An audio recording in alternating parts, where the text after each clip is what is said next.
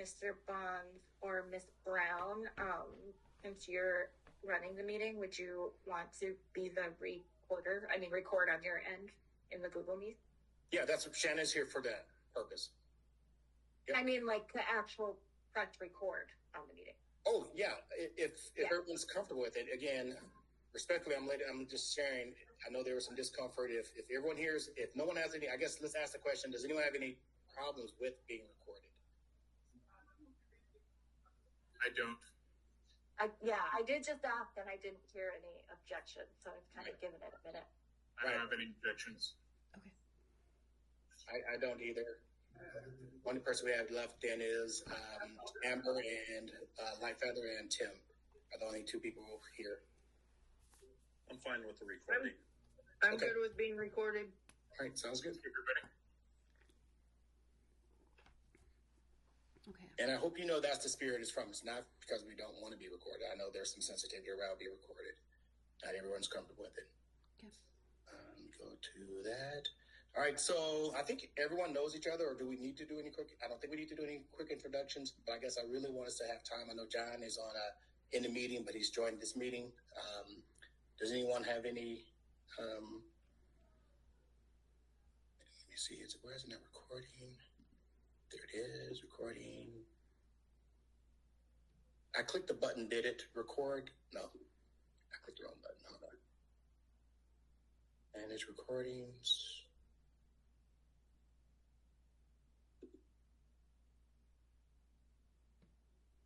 Does it show that it's being recorded on your end? It says recording. That's Gemini. Give me a second. I have not used the record feature in a very, very long time. I'm using Shannon, do you know? Because I'm over here managing recording. That's the button I pushed. But I don't see a record feature. A video record feature. I think the organizer of the meeting has to be the reporter. I am. That's what I'm saying. I'm looking right now. I see a list that says manage recording, and that's the button I pushed. Now, so I was asking, does it show that it's being recorded? Let me see. Yeah, usually there's some kind of pop-up that says the meeting is being recorded, and then you click OK. Oh, there it is. Start recording. Yep. I'm on my desktop is smaller, so I don't have my big old desktop that I can put multiple screens. So I see it now. It says include captions. Sure. Start. Okay. Is everyone ready? Because it looks like it's happening. Great.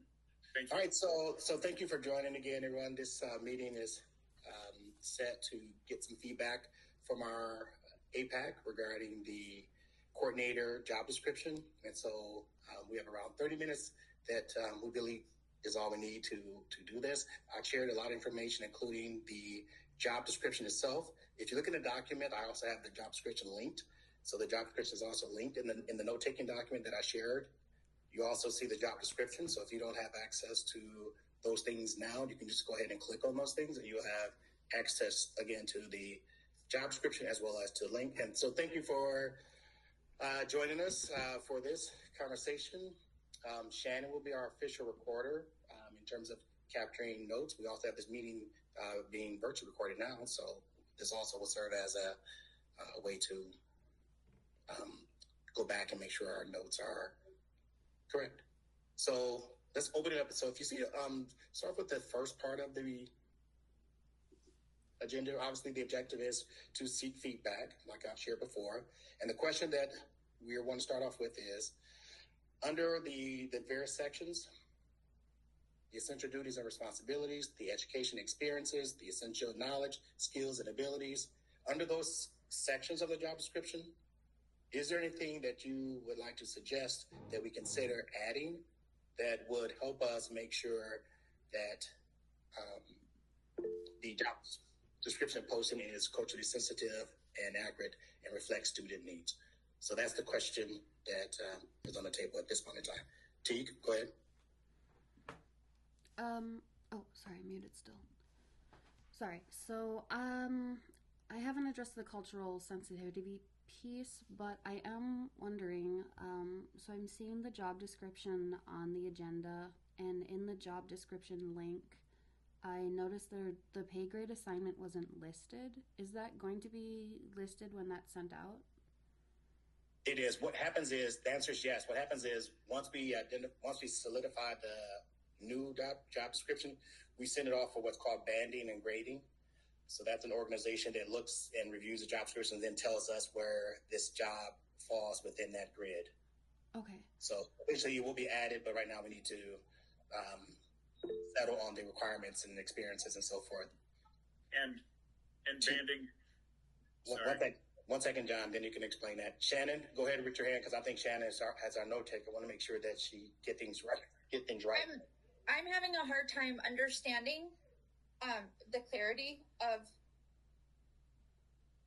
So I didn't hear what that suggestion was. It sounds kind of muffled to me. I'm sure it's because it's my laptop. I just want to make sure you know that. The question was about the pay grade, and will the pay grade be added to the job description? Okay. And I stated that it will be added after it comes back from banding and grading. And again, banding and grading, I think John was about to explain it. Banding and grading is an organization that looks at salaries, and they look at the skills and qualifications, and they look at what we have in terms of our what bargaining unit is in, and they help determine where they believe this position falls in. So it may come back the same level, it may come back, higher, or it may come back about lower, but it's usually, the same or could be higher depending on the job description that we share with them. Okay. Any other suggestions? Go ahead, John. I was just going to say we use a third party to do that for all of our job descriptions, because then it's impartial. Because say I create a new position and I think it should be paid a whole bunch of money, it's not fair for me to just assign a pay grade. We have it done by that impartial third party so that it's as fair as it can be. Yeah. Okay. I just wanted. And then go ahead, go. Oh, sorry. I just wanted to crunch out what the salary table is for. It's appendix. Yep. So 1867 times 48. So minimum 89,616. Sorry, I know this is tedious. That's okay. 100,800. That's a pretty good salary, I would say. I'm just wondering. I was just curious about that. Mm-hmm. And again, that's based on as the candidate comes in, then the candidate will be able to negotiate with our HR department to determine where they place, right? Because someone with only 1 year of experience that meets the qualifications, they might start off at step one, just like you just heard, Tiga, the 98,000, right? But someone who has years of experience could top out right away and be at the top range of the salary scale. Okay. Thank you. Thank you. Amber? Yeah, I was just looking at the document that you provided, and I was wondering, what are the established guidelines? Sorry, I'm trying to pull it up here. I'm having some technical difficulties. Okay, so what are the established guidelines that that is listed under essential duty number 1? Let's see. Like, what is that referring to? So duty number 1, plan, implement, and administer culturally based American Indian education programs, ensuring consistent adherence to established guidelines. And so which part of that are you? Like, what are the established guidelines? I mean, I've been referencing state statute for a long time, and so I'm wondering, what are the established guidelines? Yeah, it can be considered not only state statutes, it could be, which is also part of the plan itself, right? So whatever we map out as far as the goals and objectives within the plan itself, those there's no established guidelines at this point, I guess is what I'm asking. I guess it'd be Minnesota Department of Education guidelines, school district policies, and state and federal laws. Right.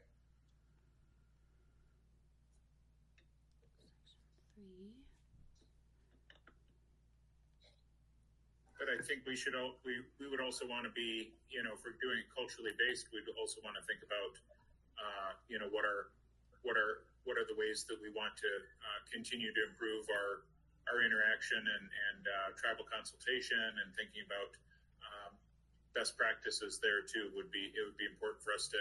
Those aren't established guidelines, true, but I think we want to consider best practices too. So you, Mr. Magus, you have established that you have been focused on improving tribal consultation, as you referenced last September when you were advocating for your pay increase. What came out of that? What came out of that as far as improved tribal consultation with reference to this position? What pay increase? I'm not sure what you're referring to.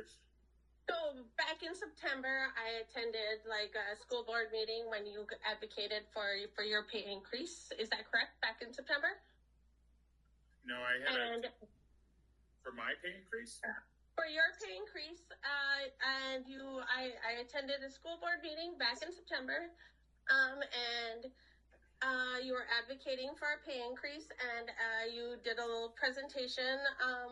And you included improved tribal consultation as part of one of your focused objectives. I'm just wondering what came out of that, I guess. Is that something that John, can you reflect on that, and we get to that at the end? Here's why. I don't want to lose. Yeah, I didn't have any presentation on. I didn't have my last contract was negotiated 3 years ago, so that was. But I'd have to look back. But I'm glad to look at what we're doing and be glad to report back on tribal consultation. But I think we've talked about tribal consultation. We've met in tribal consultation, but I didn't mean to take us down a rabbit hole of what are we doing on tribal consultation either. Okay, so this is just referencing what I experienced at an early this year school board meeting back in September. I'm under the misunderstanding that you received a pay increase back in September. My apologies. No problem. But I also want to. I want to lean into this and not basically if we want to focus on the established guidelines, I think the things that the words established are things that are in place already. So I think thinking about the MDE guidelines, the school district policies, we would want, whatever bylaws are decided upon by the AIPAC, those would be all types of established guidelines that we'd want to consider. Yeah. So are there, that's what I was going to say, is there a suggestion, Amber, related to one? I know you're seeking clarification, but is there a suggestion if you're thinking it's not clear? Is there a suggestion? I'm just wondering. Yes, it is not clear what the established guidelines are. Okay. So we will look into making that more clear in the description. So is there another suggestion related to any one of those areas? Teague, go ahead. I do agree with the point about the established guidelines. It's a bit vague. Would that be like MDE's procedures for the program grants? Could we include that language into the job description? I agree. That's important. Actually, our grant language is specifically because it pays for the 50% from our state grant and 50% of our title grant, what those requirements are within the established grants is important. I would agree with you too. So if we talk about MDE guidelines, how about if we say such as MDE guidelines, American Indian Education Grant guidelines, state and federal law, and school district policy. Perfect. Yep. So, something to that effect. We will clean it up to reference those things. I think we could make it more clear. I think this past year, I don't know about the year before, I guess making it clear in terms of the collaboration between AIPAC and the district, who specifically is in charge of the American Indian Education Program plan for the state funding? The coordinator is responsible for providing leadership oversight for it, right? But they work in, they have to always work in collaboration with others, but it is our coordinator. Okay. Can we make that clear in the job description that has to be a skill they need to be able to have? Yep. So yeah, number 4, the answer is yes. And number 4 addresses I'm trying to think, I don't know if that was Amber who was sharing that. Does number 4 provide us what we're talking about in terms of oversight of department and fiscal matters, including development of budgets, blah, blah, blah, blah. So it has that in there, but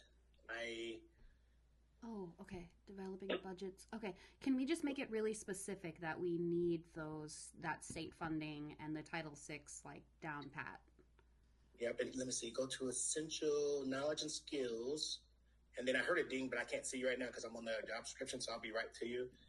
Whoever that was. If you go to essential knowledge and skills, it talks about extensive knowledge in the American Indian Aid Grant, Johnson O'Malley, the federal funds. So it does have those things as essential knowledge and skills and abilities.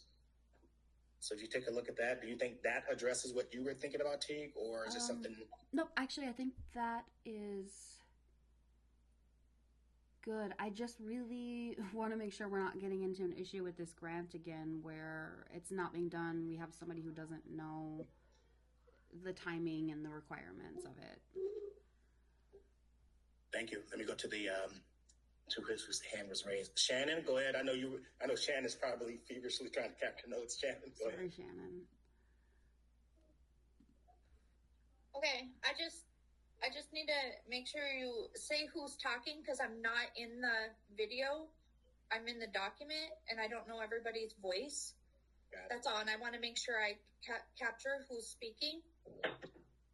Thank you. Teague is the one who, can you just repeat which pieces you were just discussing, Teague, or asked about? Oh, it's so hot. Could we go back to the video afterwards? Yeah, I was going to say, Shannon, we'll make sure we go back to the video. Perfect. Yeah, just making sure we've got the Title VI funds, the state grant funds, just making sure that's really explicit and knowing that that's a really big piece of the position. Yeah. If you take thank you for that. And if you go to the essential knowledge and skills, we do capture a lot of that that we want in a candidate. Familiarity with tribal programs and resources for American Indian students. Strong knowledge of. I'll just give you a chance. If y'all could just take a look at that real quick. That essential knowledge and skills and abilities required. Mm-hmm. I think it captures some of the pieces that is being sought after, and if we're missing something, then please let us know. Okay. Amber, go ahead.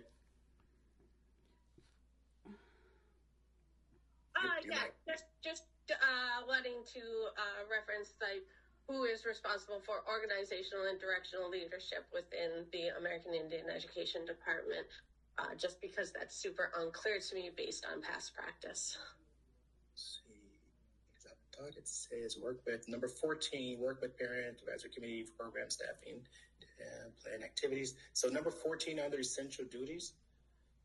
Do we need to? I'm trying to see if that captures it. If you look at number 5, number 14, 6. I wonder if modifying 14, so because it says work with.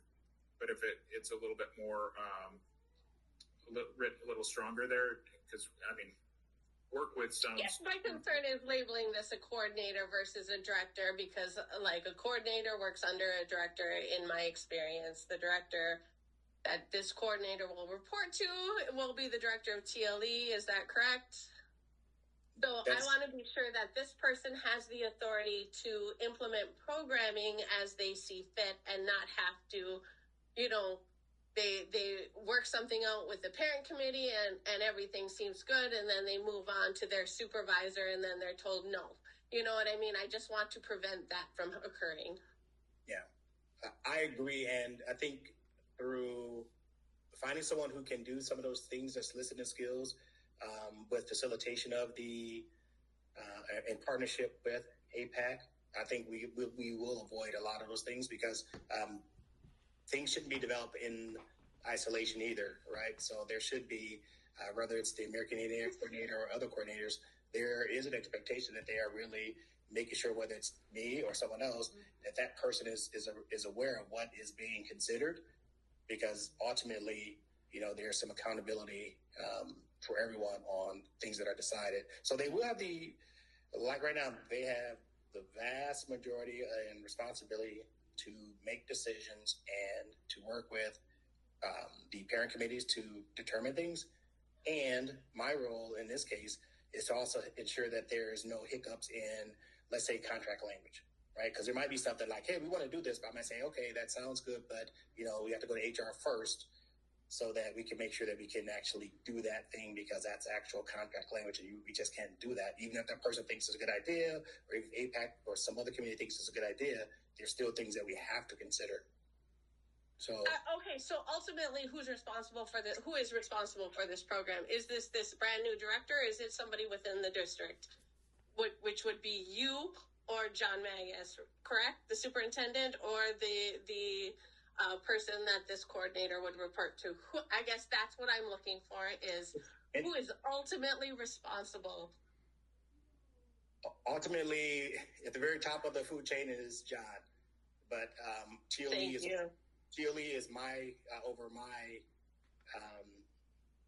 under my supervision.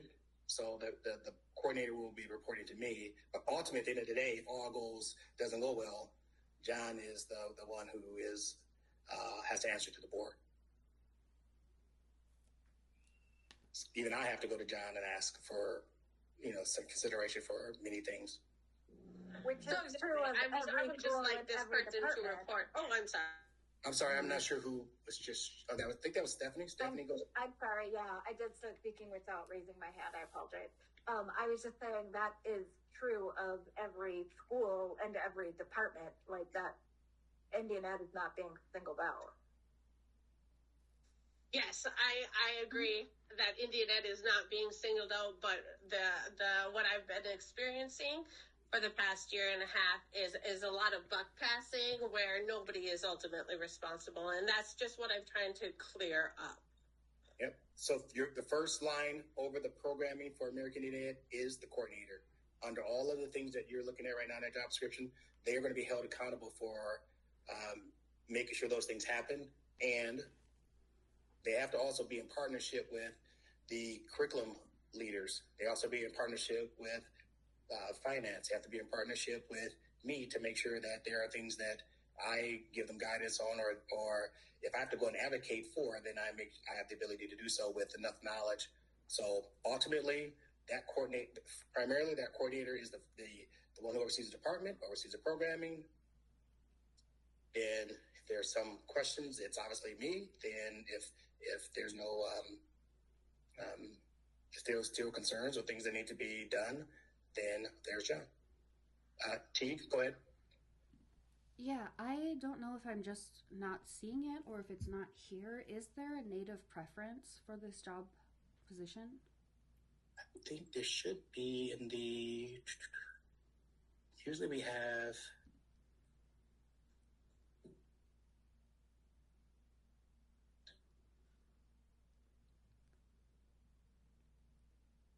No, there isn't right now under the preferred education experiences. Right now, there is not. And I'll tell you why sometimes we don't do that. I'm going to let you know, as the assistant soup, I've always strived to have someone who is native in the role, who speaks the language is really important, because there's a lot of work that needs to happen in curriculum development. And then obviously there's, making sure that there's that level of proficiency in the language, because we're trying to also advance the languages. So that's what we strive for, but we don't have it listed there. And just for everyone's benefit, the more we add here, the more the pool might get smaller, right? So if the more we say they have to speak Ojibwe language, well, then we probably eliminate a ton of people who can lead, who are native, but they may not speak the language. So we don't want to necessarily have that there. Now, obviously, it's going to be something that's going to be preferred. But if we state that, then that sometimes prevent folks from even applying. Just using that as an example. I don't know if did I answer your question to you? Not necessarily. I think for the American Indian Education Department, we should have a Native preference for this job position. And I think it should be listed on the job description as well. I feel like that's reinforced by some state law. I'll have to look into it, but. And let me explore that, because again, I'm not opposed to it. Let me explore that then with our HR department, and that's one that I would definitely have to go back and say, okay, is this something we can actually do? Okay. So I will circle back on that suggestion as soon as possible. Okay. I see hands up, Amber, and then it looks like Stephanie. Stephanie was before me. Okay, Stephanie, and then Amber. Yeah. I was going to say, you kind of touched on what I was about to say, is just making sure, double checking with HR, because legally you have to be sure you're not being discriminatory. And so the language you could use is,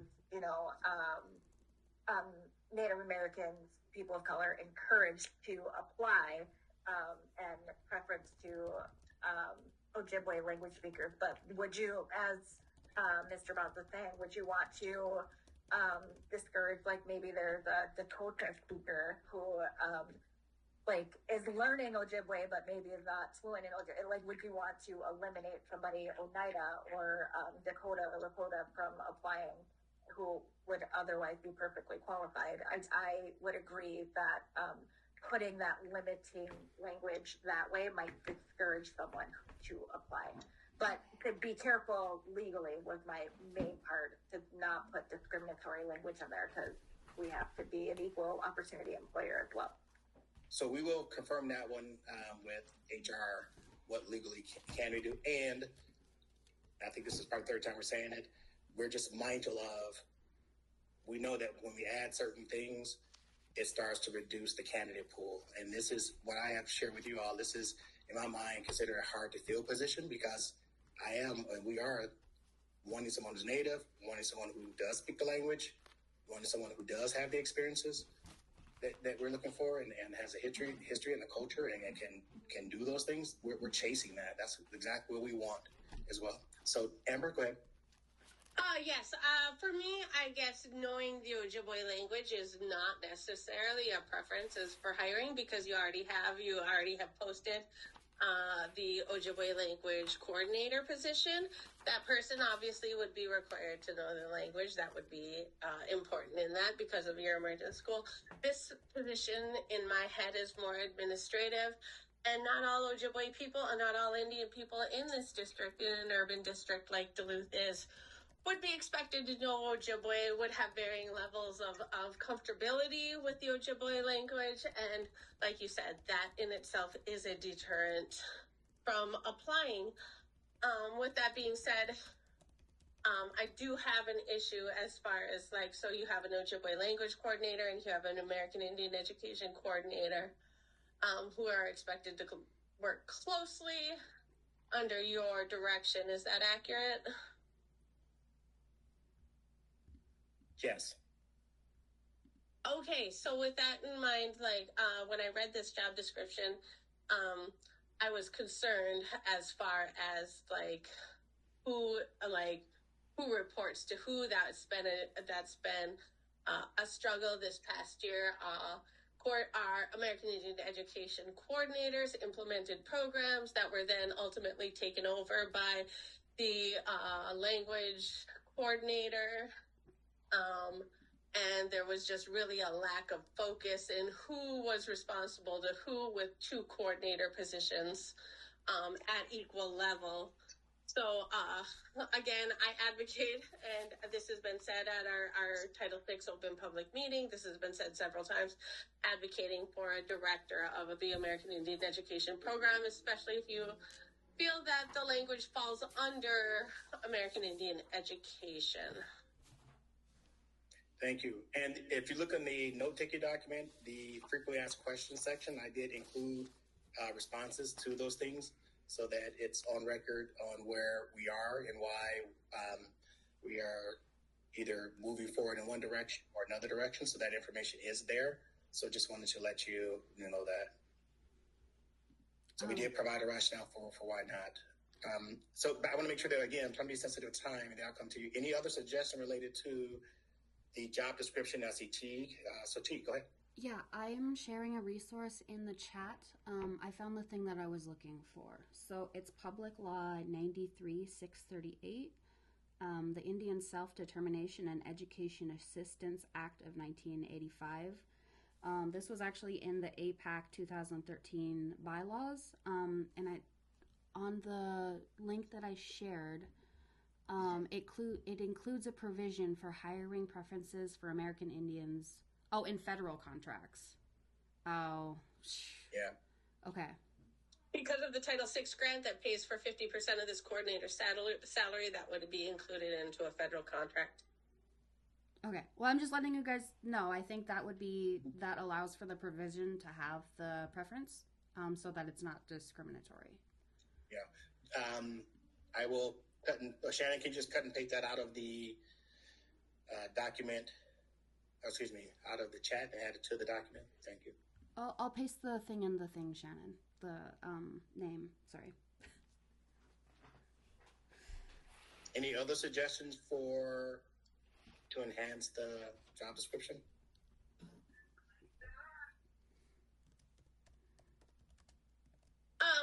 Like I said in my feedback via email, like this job description seems limiting to me. Will you allow liaisons to apply and interview for this position? If they are anyone who's qualified, the answer is yes. Anyone who meets the qualifications can apply for the roles. So that's where my problem is, requiring that BA. I know we have at least one liaison who is close to the end of her BA. Who I absolutely know could present a comprehensive American Indian education plan prior to the start of the school year. But if her unique qualifications aren't acknowledged, she would not necessarily fall under these minimum qualifications. I guess that's my concern, is that we are limiting ourselves to preventing promotion from within the department based on your minimum qualifications.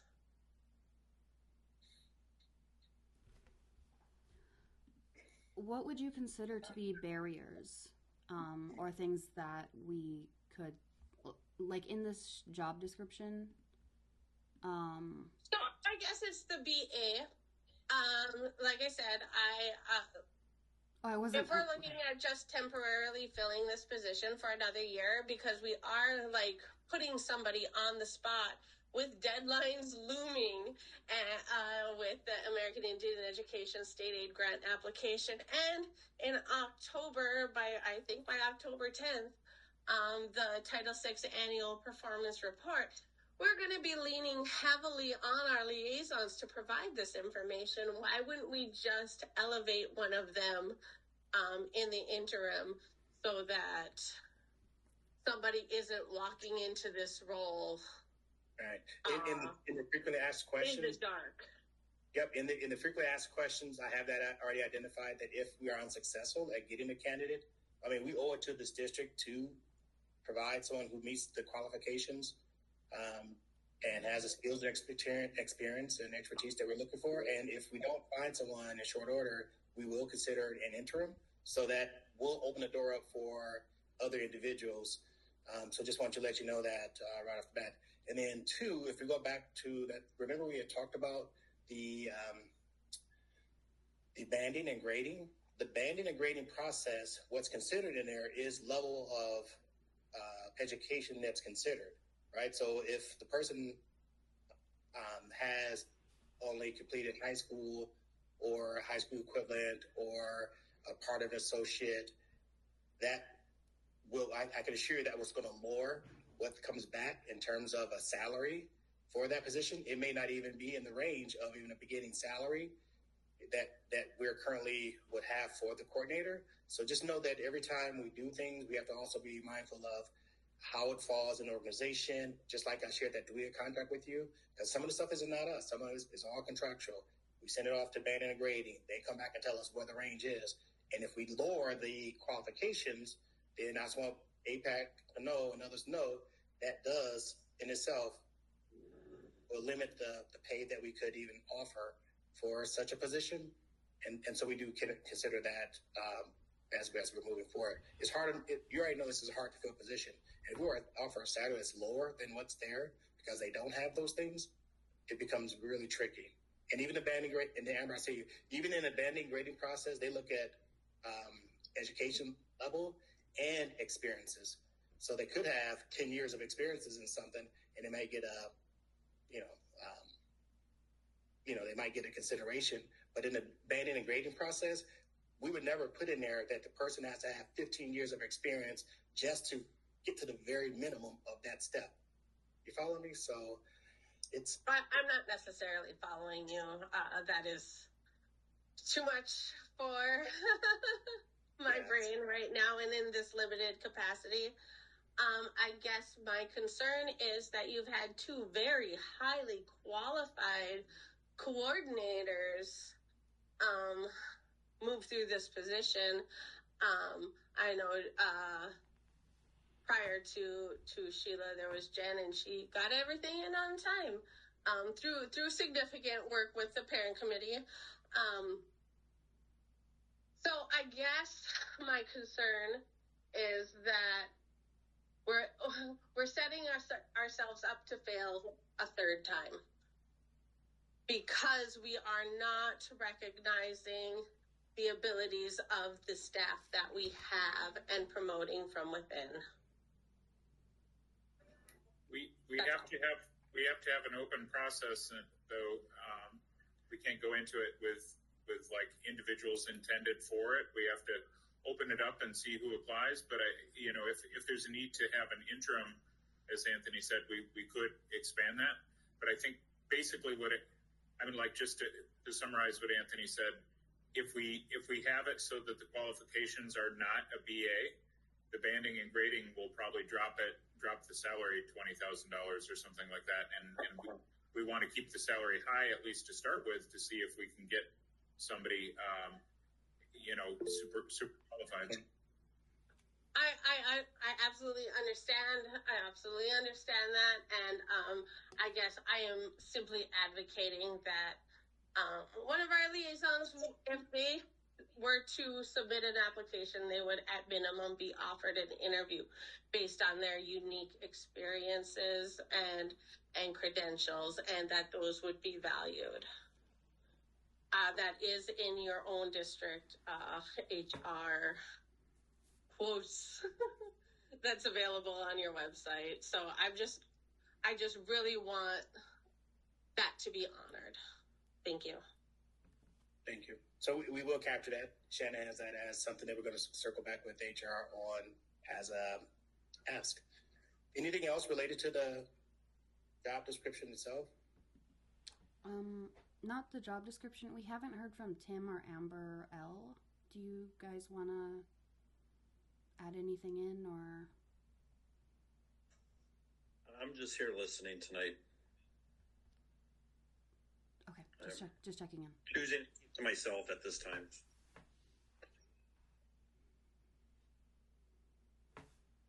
Everything I wanted to ask has been asked by either you, Teague, or Amber, so thank you both.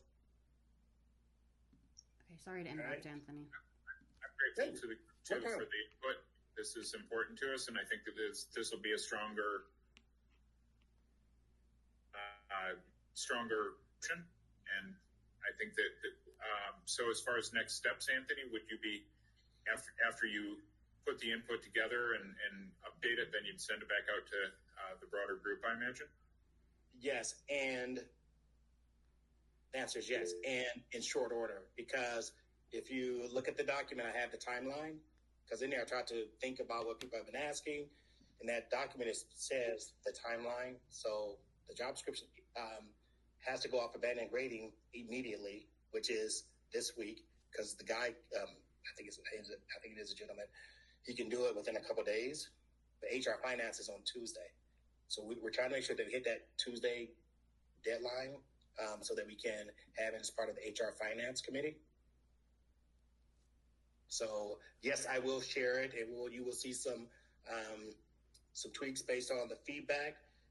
And again, like John's saying, thank you for coming and sharing some input on this. And I know some feel like it's a rush process, but we're really trying to hit the deadline because I am really striving, just like you want, just like Amber has been communicating. I really am hopeful that we can get the job description up there. We can do some hard recruiting, and we can get someone in place as soon as possible who is highly qualified.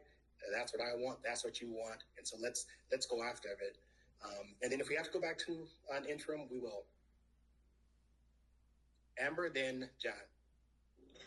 Yeah, I was just referencing something that John said as far as who the larger community is. And I said this in an email.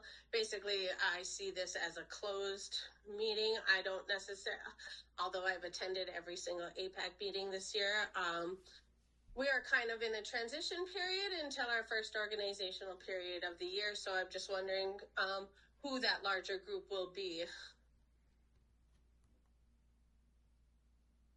John, I think she said you referenced something. I'm trying to follow what she's asking about, what she's referring to.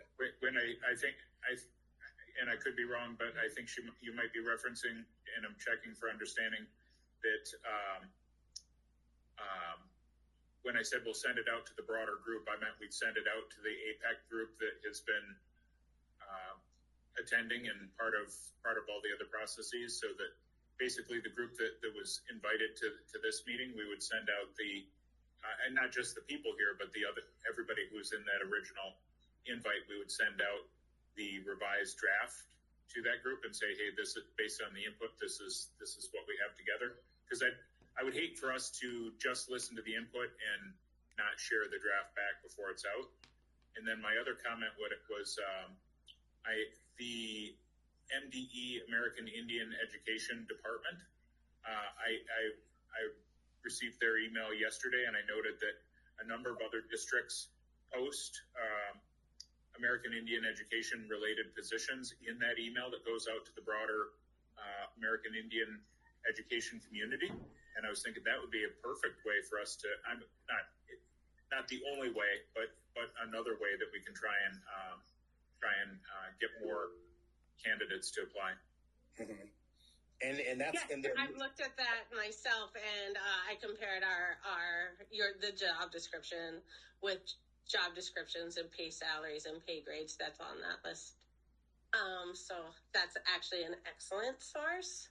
I guess my concern is because the fiscal year is over and that a new AIPAC is expected, I would really want this information broadly disseminated to everyone who would be considered an AIPAC member, which would be at least at minimum all parents of our students eligible for programming. Yeah, I'm going to answer as we will in terms of the final posting. So what I don't want to make sure we're clear on that. So the final posting, which again, we're going to finish up before HR Finance on Tuesday. So that job description is in HR Finance. That's going to be the one that I can send. I have Adele send it to our American Indian families as an attachment via email and through Parent Square. So we can send it that way. We're going to send it to all of our other organizations that are identified in our recruitment plan that you've seen, including other places. I've shared this with you all before too. Please do so as well. Once you have it, please share it with organizations you are aware of. So we're going to send it out broadly, but I want to be clear, that's the final product, not for more feedback, because we have to get this in the hands of the banding and grading person tomorrow so that he can turn it around for us and give us the level. Amber? Yes. So I just want to clarify, we've had 9 days to provide feedback. Is that typical of what you allow other committees? To be honest, other committees don't even have an opportunity. This is the first opportunity that we have given, and that's because of the ask and our commitment to fulfilling what was asked, which is to see the postings of administrative positions and to do this. And so we don't typically go to other committees to ask their feedback on a job description typically. Okay, so like our feedback is a required in statute. So this is the first time this is being honored, is what I'm hearing. This is the first time we're updating the job description. To be honest, we didn't even have to update it because we wanted to. It's such an old description. I know, John, you have to get going. It's such an old description. I decided, hey, let's go ahead and update this to make sure it accurately reflects where we are now with things. Because you have the same concerns I have. But if you look at the old job description, it was before me. It was there before Edie, right? So yes, actually, Teresa Severance mentioned it, and she laughed about it, that it hadn't been updated since 2011, which is disturbing given the statutory differences that happened in 2023. Like this should have been worked on since that point, in my opinion. But obviously, that's just my opinion. I agree with you, Amber. And actually, I just want to say personally, thank you so much for taking the time out of your evenings. And I apologize profusely that I got to jump off, but I have to jump into the tail end of this meeting just before it ends. But thank you so much, Miigwech, and I will see you soon. Yep. Take care. And I'm going to call this to a close. And again, this is not an AIPAC meeting. I have one last comment that just relates to my last comment that I didn't get to finish. That 9 days did occur over a holiday, so that should probably be shortened by at least 1 day. And I'm just a little disturbed that our time, when we've been meeting on time monthly, is being treated as such. So that bothers me. So I just want that officially stated here tonight. Thank you. Thank you for that feedback. And I think everyone's fully aware that the timing of the last coordinator's transition was unfortunate. And, you saw her communication regarding why she made the decision to leave. So I don't want to go down that rabbit hole. I was really hopeful that both individuals would stay. And so they elected to leave. And so I want to be on record too. The job description was old. I decided, instead of just reposting the old job description, decided to go through a quick process to update it so it can be more reflective of what really is happening. And I'm providing opportunities to do so. And I understand it's a short time frame, but I think I've been very consistent. I'm really just trying to make sure we have a chance to get this really done so that we don't have long delays and we really get interviews hopefully set up and have someone in place by the start of the school year. So that's what I'm striving for. And I appreciate everyone's patience, and I hope that you understand that it wasn't meant to go down this way. It ends up being the timing of the departure. I was working hard to convince both Sheila and Doreen to stay, to be honest. And so when she finally gave notice, she gave notice. So Teague? I think it would be good for us, if we're ending, just to clear up and I guess wrap what we're hearing or what we're seeing from this meeting. So you need,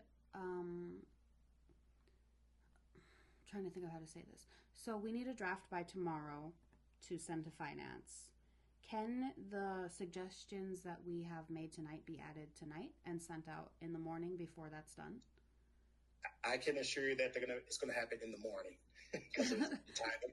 Okay. I assure you that I'll get it done, and you will see it early in the morning, so that you can not early like 6 in the morning, but just you will receive it in the AM. Okay, I think it's really important to have that Indian preference on there. And I'm still going to be a little curious about the wage, but I understand your what you've said about the banding and how it's out of your hands. Yeah, it is totally out of my hands. So the answer is yes, we will get you that. You'll see the new tweaks, and look for stuff. I try to put something green or something like that, and then you'll see the things we either added or have stricken out. So we'll send that in the morning. So I can commit to doing that, because even tomorrow was supposed to be off. So it might get done tonight because I'm supposed to be off tomorrow and Friday. But I'm here to get stuff done because we have a lot of positions open. Anything else? Amber.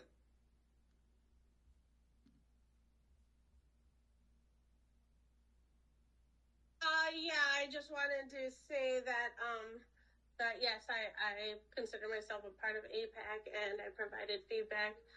But I don't believe that any of this can be construed as AIPAC providing approval for this job description. Is that accurate? We were seeking not approval, we were seeking input.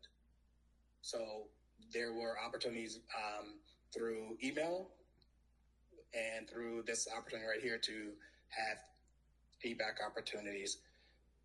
So we are fulfilling that role that you all have, which is to give us feedback. So I want to honor that. And so that we don't, and I'll be honest, I don't want to go down any other rabbit holes. And so I think I want to again say appreciation for you being here tonight, just like myself, for being here, and thank you.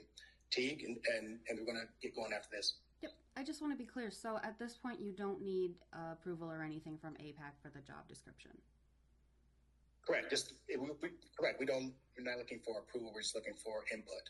Okay. So when we have a draft, I mean, here's where I'm at. I feel like if we make suggestions and they're not incorporated, then it feels like we shouldn't be making suggestions. Mm-hmm. So yeah, leave that at that. But yeah, we will send out the job description when it's completed, and hopefully over time we'll continue to give adjustments for feedback, but hopefully this will be the whole thing. Yeah, agreed.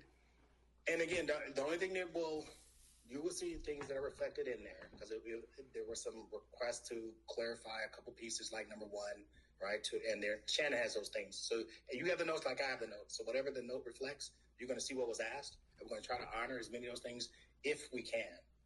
Right? Okay. Some things just won't be able to because statutorily we can or contractually we can.